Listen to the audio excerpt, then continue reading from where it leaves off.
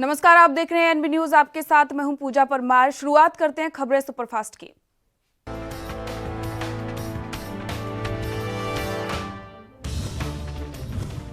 राजस्थान के मामले में सुप्रीम कोर्ट ने राजस्थान हाई कोर्ट के आने वाले फैसले पर रोक लगाने से इनकार कर दिया है। यानी अब शुक्रवार को राजस्थान हाई कोर्ट अपना फैसला सुना पाएगा। गुरुवार को सुनवाई के दौरान सर्वोच्च अदालत ने कहा है कि पहले हाई कोर्ट का फैसला आ जाए, उसके बाद सोमवार को फिर इस मामले की सुनवाई होगी।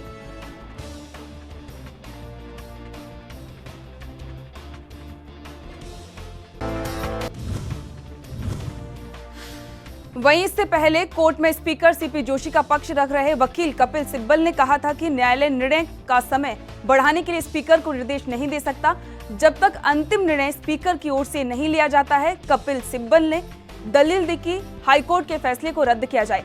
किसी निर्णय से पहले स्पीकर के मामले में दखल नहीं दिया जा सकता।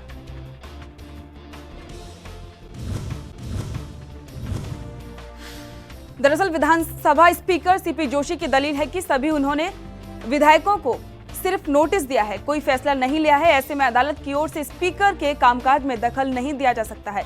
ये संविधान और सुप्रीम कोर्ट की गाइडलाइंस के खिलाफ है। इस याचिका पर सुनवाई से पहले सचिन पायलट गुट ने भी कैविएट लगा दी है। अपील है कि बिना उनका पक्ष सुने फैसला न दिया जाए।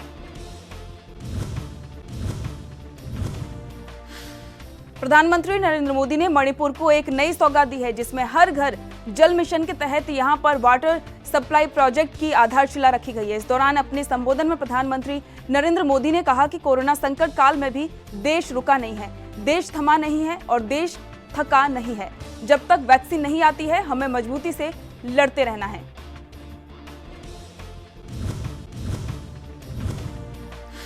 पीएम मोदी ने कहा कि केंद्र की ओर से राज्य सरकार को लगातार मदद दी जा रही है। राज्य सरकार कोरोना से निपटने में लगी हुई है। पीएम ने कहा कि राज्य में करीब 25 लाख लोगों को मुफ्त अनाज मिला है, 1.5 लाख से अधिक महिलाओं को मुफ्त गैस सिलेंडर मिला है, रोज 1 लाख पानी के कनेक्शन दिए जा रहे हैं।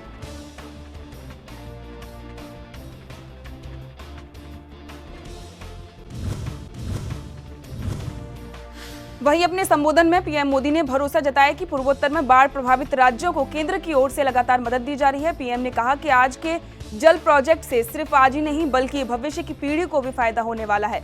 शुद्ध पानी से सिर्फ प्यास नहीं बुझेगी, लोगों को स्वस्थ रखने और रोजगार देने का भी काम करेगा।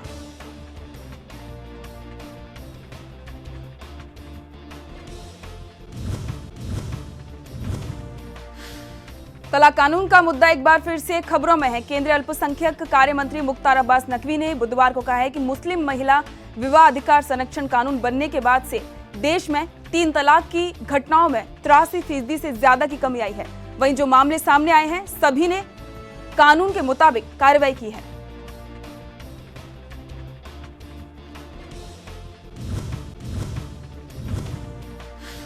उन्होंने ये भी कहा कि कई मुस्लिम संगठन 1 अगस्त की तारीख को मुस्लिम महिला अधिकार दिवस के रूप में मनाना चाहते हैं। ये दर्शाता है कि मोदी सरकार के दौरान बड़े सुधार हुए और नए फैसले लिए गए हैं।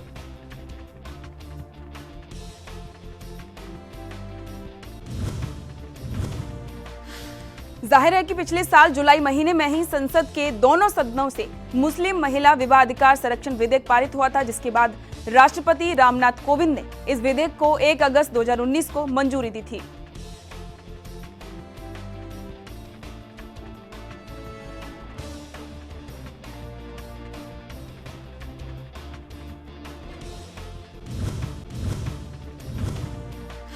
कांग्रेस के पूर्व अध्यक्ष और वायनाड से सांसद राहुल गांधी इन दिनों एक वीडियो सीरीज सत्य का सफर राहुल गांधी के साथ के जरिए देश की चुनौतियों को बता रहे हैं।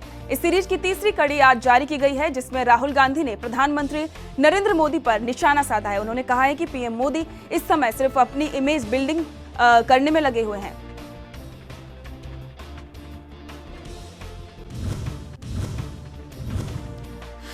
वहीं इस वीडियो सीरीज में चीन से निपटने के बारे में बताते हुए राहुल गांधी ने कहा कि अगर आप उनसे निपटने के लिए मजबूत स्थिति में हैं, तभी आप काम कर पाएंगे, उनसे वो हासिल कर पाएंगे जो आपको चाहिए और ये सचमुच में किया जा सकता है। लेकिन अगर चीन ने कमजोरी पकड़ ली तो फिर ये गड़बड़ है।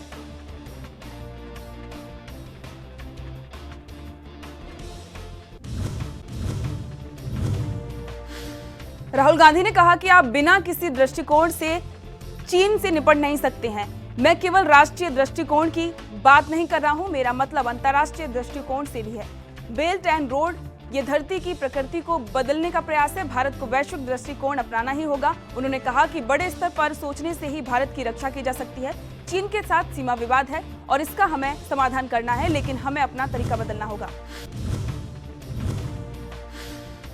मध्य प्रदेश के सहकारिता मंत्री अरविंद भदौरिया कोरोना संक्रमित हो गए हैं। उन्हें देर रात 2 बजे चिरायू अस्पताल में भर्ती कराया गया। अरविंद भदौरिया कल शिवराज कैबिनेट की बैठक में मौजूद थे। इससे पहले अरविंद भदौरिया मंगलवार को राज्यपाल लालजी टंडन के अंतिम संस्कार में भी शामिल हुए थे। इसके बाद लखनऊ भी गए थे।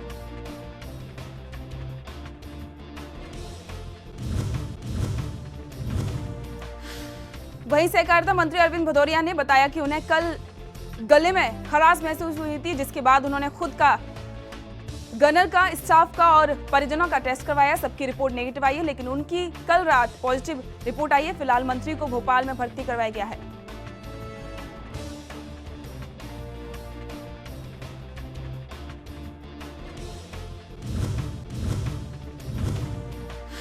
गौरतलब है कि मध्य प्रदेश में कोरोना मरीजों का आंकड़ा तेजी से बढ़ रहा है। राज्य में कुल मरीजों की संख्या 25,000 के करीब पहुंच गई है। बीते दिन कोरोना के सबसे ज्यादा मरीज राजधानी में सामने आए हैं। वहीं अब तक इसमें 770 लोगों की मौत हो चुकी है।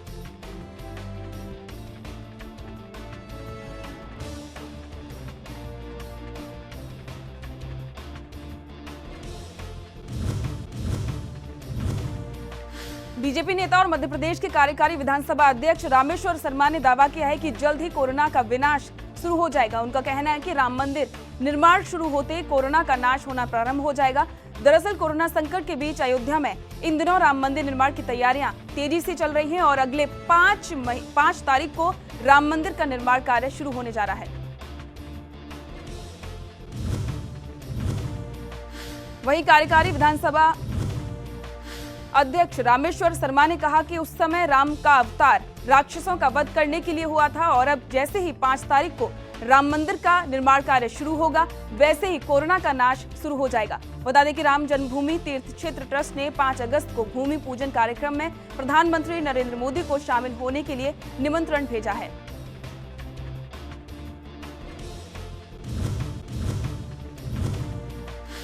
यूपी बोर्ड ने इस साल कोरोना वायरस महामारी के कारण 2020 और 21 के नए करिकुलम में कक्षा 9वीं से 12वीं तक के सिलेबस में 30% तक की कटौती की है। इसी के साथ बोर्ड ने अपना नया सिलेबस आधिकारिक वेबसाइट पर भी जारी कर दिया है।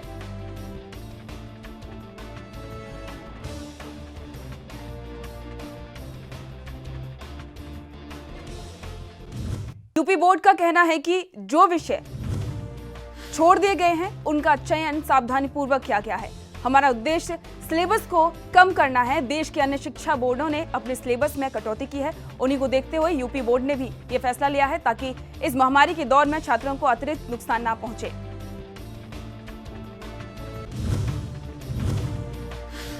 भारतीय विदेश मंत्री के गुटनिरपेक्ष वाले बयान पर चीनी विदेश मंत्रालय ने अपना बयान जारी किया है। चीनी विदेश मंत्रालय के प्रवक्ता वोंग वैनविन ने कहा है कि भारत को चीन दुनिया में अहम भूमिका निभाने वाला देश मानता है, जो अपनी एक स्वतंत्र राजनीतिक नीति अपनाने में सक्षम है।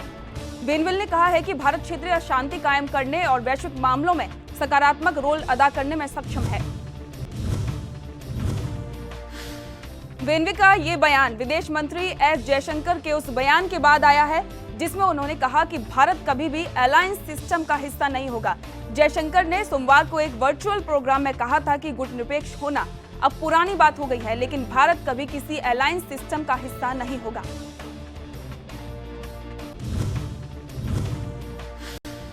ब्राजील के राष्ट्रपति बोल्सोनारो एक बार फिर से कोरोना पॉजिटिव पाए गए हैं। ब्राजील के राष्ट्रपति कार्यालय ने इस बारे में जानकारी दी है। उन्होंने कहा है कि ब्राजील के राष्ट्रपति जायर बोल्सोनारो एक बार फिर से कोरोना पॉजिटिव पाए गए हैं। ये दर्शाता है कि उन्हें आइसोलेशन में रहना चाहिए। आपको बता दें कि बोल्सोनारो को तीसरी बार कोरोना टेस्ट में पॉजिटिव पाए जाने के बाद मंगलवार को ब्राजीलिया स्थित कार्यालय ने एक बयान में कहा है कि देश के राष्ट्रपति की हालत अच्छी है। राष्ट्रपति मेडिकल टीम की लगातार निगरानी में है। 21 जुलाई को उनका कोरोना टेस्ट कराया गया था, जो पॉजिटिव आया है।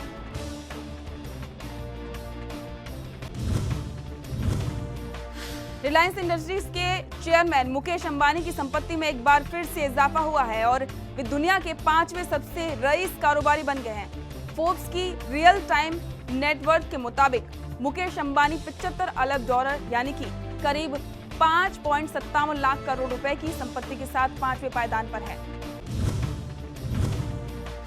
संपत्ति के मामले में मुकेश अंबानी अब फेसबुक के फाउंडर मार्क जुकरबर्ग के करीब आ गए हैं। हालांकि दोनों की संपत्ति में अब भी काफी अंतर है। आपको बता दें कि फोर्ब्स अरबपतियों की संपत्ति का आकलन करता है। दुनिया में शेयर बाजार के उतार चढ़ाव की वजह से फोर्ब्स का आंकड़ा बदलता रहता है।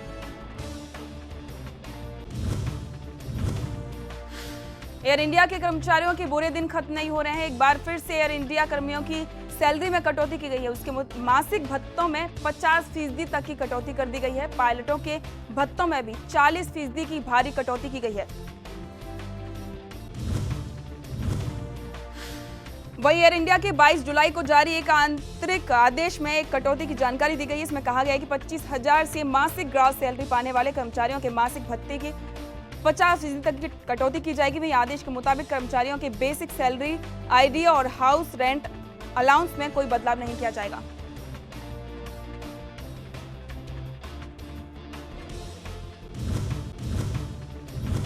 आदेश के मुताबिक जनरल कैटेगरी ऑफिसर्स के उपरोक्त के अलावा अन्य सभी भत्तों में 50% कटौती की जाएगी। इसी तरह जनरल कैटेगरी स्टाफ और ऑपरेटर के मासिक भत्ते में 30% तक की कटौती की जाएगी। कैबिन क्रू मेंबर्स के अन्य सभी अलाउंस में 20% की कटौती की जाएगी। गौरतलब है कि एयर इंडिया पहले से ही डूबती कंपनी है और कोरोना संकट के बाद हालात और बुरे हो गए हैं। पुणे और नासिक में शराब की होम डिलीवरी के खिलाफ दायर याचिका पर सुप्रीम कोर्ट ने सुनवाई से इनकार कर दिया है। सुप्रीम कोर्ट ने गुरुवार को एक सुनवाई में कहा कि शराब आवश्यक चीज नहीं है, इसलिए हमें इस पर कोई जरूरी आदेश क्यों देना चाहिए। महाराष्ट्र वाइन मर्चेंट्स एसोसिएशन की तरफ से याचिका दायर की गई थी, जिस पर कोर्ट ने फैसला देने से इनकार कर दिया है।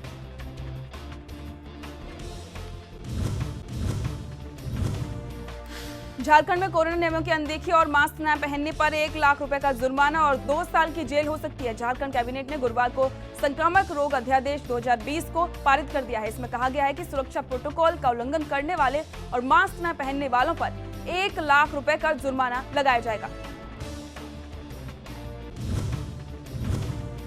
वहीं इसके साथ ही नए नियम के तहत अगर कोई नियमों का उल्लंघन या मास्क नहीं पहनता है तो उसे 2 साल तक जेल में भी रहना पड़ सकता है। दरअसल झारखंड में कोरोना मरीजों का आंकड़ा तेजी से बढ़ता जा रहा है। इस वजह से अब सरकारी अस्पतालों में जगह नहीं है, जिसके चलते सरकार ने यह फैसला लिया है।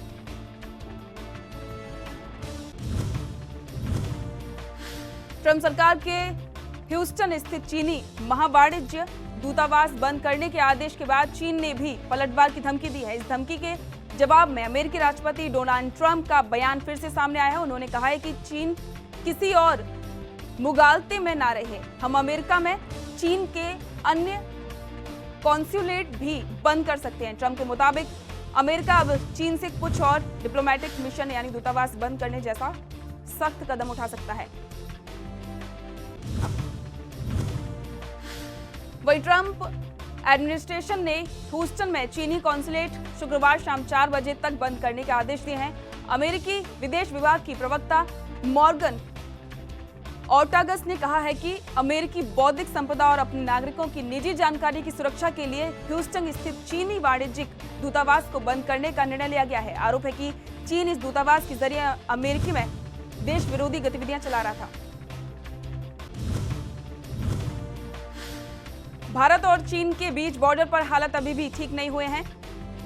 वादे के मुताबिक चीन को अपनी सेना पीछे हटानी थी, लेकिन उसने अभी तक ऐसा नहीं किया है। इस बीच भारत पूरी तरह से सतर्क है। उत्तराखंड सरकार ने अब प्रस्ताव रखा है कि वायुसेना को राज्य में कम से कम 3 लैंडिंग ग्राउंड बनाने चाहिए, ताकि मुश्किल वक्त में बॉर्डर तक सामान पहुंचाने में कोई दिक्कत न आए।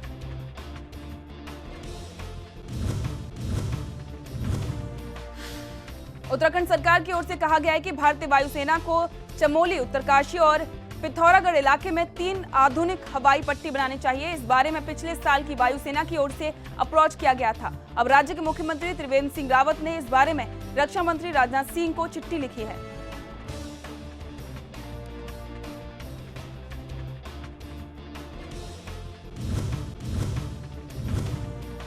बाबरी मस्जिद विध्वंस मामले में आज भारतीय जनता पार्टी के वरिष्ठ नेता मुरली मनोहर जोशी का बयान दर्ज होगा।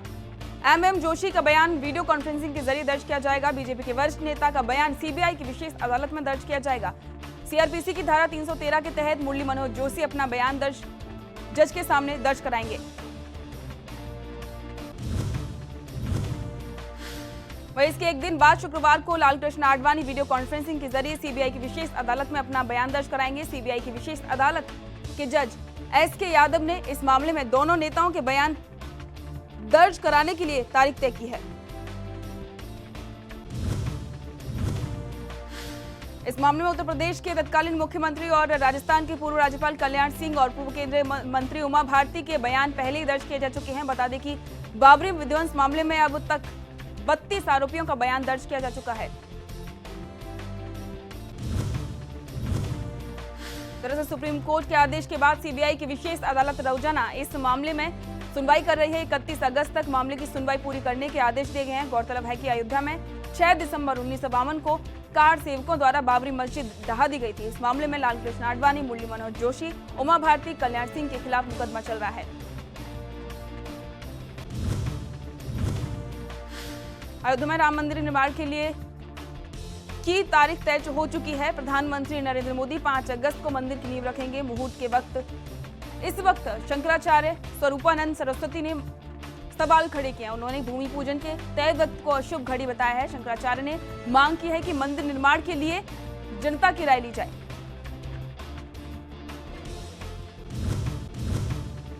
बता दें कि अयोध्या में भगवान राम का भव्य मंदिर बनेगा, यह सुप्रीम कोर्ट ने तय कर दिया है। मंदिर निर्माण के लिए भूमि पूजन की तारीख भी रामलला ट्रस्ट ने तय कर दी है। 5 अगस्त को भूमि पूजन के लिए प्रधानमंत्री नरेंद्र मोदी को न्योता भी भेज दिया गया है, लेकिन अब जगत गुरु शंकराचार्य स्वरूपानंद सरस्वती महाराज ने सवाल खड़े कर दिए हैं। दरअसल जगत गुरु शंकराचार्य स्वरूपानंद सरस्वती महाराज ने मंदिर के मुहूर्त के समय पर सवाल खड़े कर दिए हैं। उन्होंने इसे अशुभ घड़ी करार दिया है। स्वरूपानंद सरस्वती महाराज ने कहा कि हम तो राम भक्त हैं, राम मंदिर कोई भी बनाए हमें प्रसन्नता होगी, लेकिन उसके लिए उचित तिथि और शुभ मुहूर्त होना चाहिए। भारत में कोरोना वायरस की रफ्तार में तेजी से बढ़ रही है। देश में कोरोना वायरस ने हर दिन का रिकॉर्ड तोड़ दिया है। एक दिन में कोरोना वायरस के 45,000 से ज्यादा मामले सामने आए हैं और एक दिन में 1130 लोगों की मौत कोरोना वायरस की वजह से हुई है।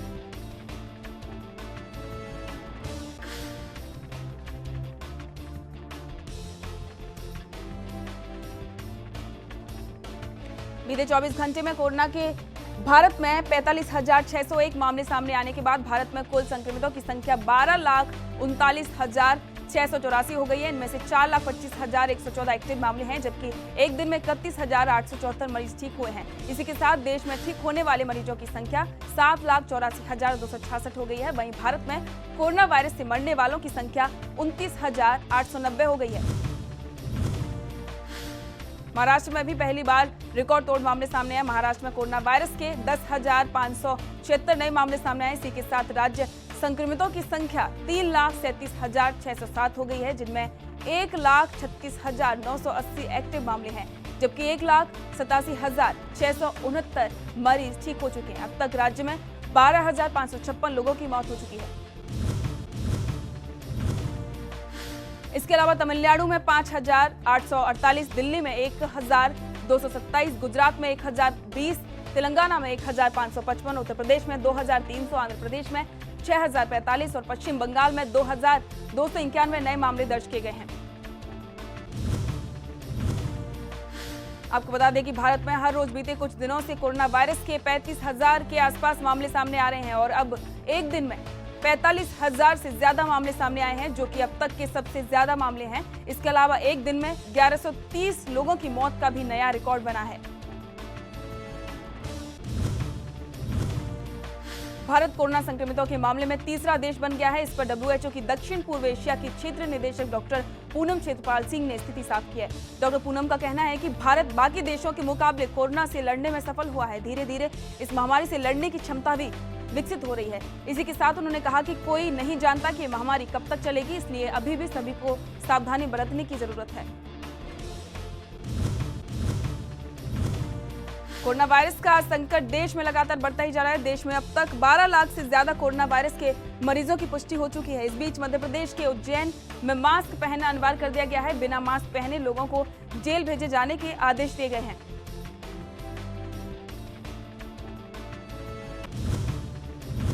दरअसल कोरोना वायरस के बढ़ते संक्रमण को रोकने के लिए अब प्रशासन भी सख्त फैसले ले रहा है। कोविड-19 की रोकथाम के लिए सरकार लोगों से मास्क पहनने की अपील कर रही है। हालांकि इसके बावजूद कई लोग मास्क की अहमियत को नजरअंदाज करते हैं। इस बीच अब 24 जुलाई से उज्जैन में मास्क पहनना अनिवार्य कर दिया गया है और जो भी बिना मास्क पहने दिखाई देगा उसे जेल भेजा जाएगा।